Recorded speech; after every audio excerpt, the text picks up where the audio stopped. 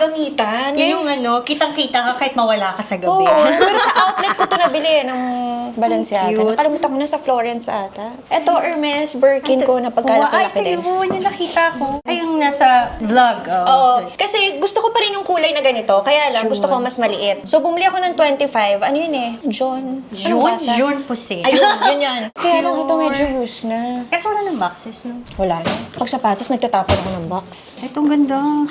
Ito din. Oo, nagamit na rin, pero parang pwede Ay, pa halata. pagtsagaan. Isa to sa mga kailangan namin bilhin para makascore ng bag. Ng Birkin. So, hindi ko alam kung anong size niya kasi 37. random. 37. Yung iba kasi, ito gift ko to sa asawa ko belt, pero tumaba siya, so hindi na kumasya. Hindi, nagkamali ako ng size nang bilhin ng belt.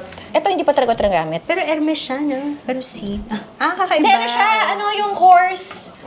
Horseshoe. Horseshoe. Oo, yung horseshoe Masala siya. pa ng husband ko. O, diba? Ang cute. Ang galing ng asawa mo. Sa'yo na Parang lang gusto niya to. sa... Father's Parang Day gift. sukat mo to ah. Sukat mo to. Kasi yung asawa ko, hindi ko masya sa kanya yung belt eh. So wala akong choice. I guess that's all. Ayun. Bow.